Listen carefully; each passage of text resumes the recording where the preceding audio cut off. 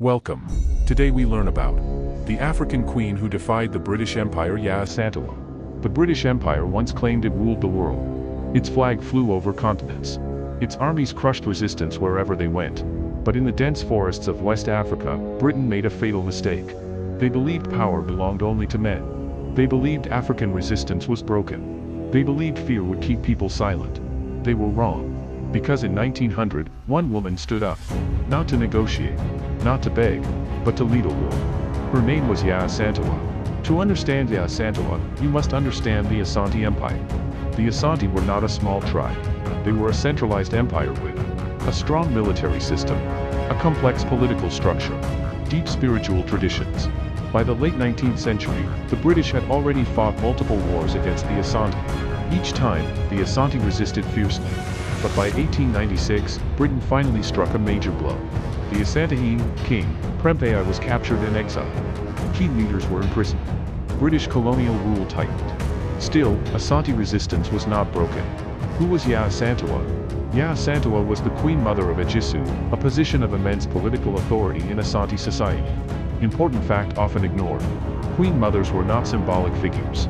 They advised kings, nominated rulers, held independent political power. Yaa Asantewaa was known for strong leadership, deep spiritual authority, fearless speech. She was not trained as a warrior, but she was trained to lead people. The British mistake, the Golden Stool. In 1900, the British governor, Sir Frederick Hodgson, made a catastrophic demand. He demanded the Golden Stool. This was not a throne. Real historical fact. The Golden Stool represents the soul of the Asante nation. No one, not even the king, ever sat on it. Hodgson didn't understand Asante culture, or he didn't care. His demand was seen as spiritual violence, political domination, absolute humiliation. It was the final insult, the speech that changed history. As Asante chiefs gathered to discuss the British demand, many hesitated. The British had modern weapons. The king was gone. The risks were high. That's when Yaa Asantewaa spoke. According to oral history, she said, "If you, the men of Asante, will not fight, then we the women will. We will fight till the last of us falls." This was not poetry. Fact. After this speech, Yaa Asantewaa was chosen as leader of the resistance. A woman now commanded Asante forces. The War of the Golden Stool, 1900. Yaa Asantewaa organized what became known as the War of the Golden Stool. What made this uprising powerful? Coordinated attacks on British positions, siege warfare against forts in Kumasi, control of forests and supply routes, strong spiritual motivation. British troops were trapped for months. They ran low on food, ammunition, reinforcements.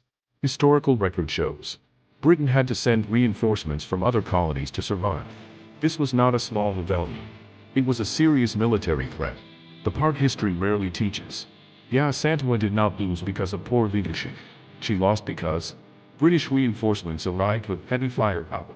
Internal betrayals exposed resistance positions. Prolonged war weakened local supply chains. Even then, British reports admitted the resistance was fierce. To avoid inspiring other colonies, her role was minimized in imperial records. Capture, exile, and silence. Yaa Asantewaa was captured and exiled to the Seychelles, along with other leaders. She never returned home. She died in exile in 1921. Real historical irony. Britain won the war but feared her memory more than her army. Her legacy, the real victory. In 1935, years after her death, the Asante king was restored. Asante autonomy partially returned. Yaa Asantewaa became a symbol of African resistance, a symbol of women in leadership, a warning to empire. Today, she is honored in Ghana, but still absent from many global history books. Yaa Asantewaa did not defeat the British Empire with weapons alone. She defeated them by proving African resistance was alive. Women were leaders, not spectators. Empire could be challenged. And that is why her story was hidden. If stories like this matter to you, like this video, share it. Subscribe for more erased Black and African history. Because history didn't forget these stories. They were erased.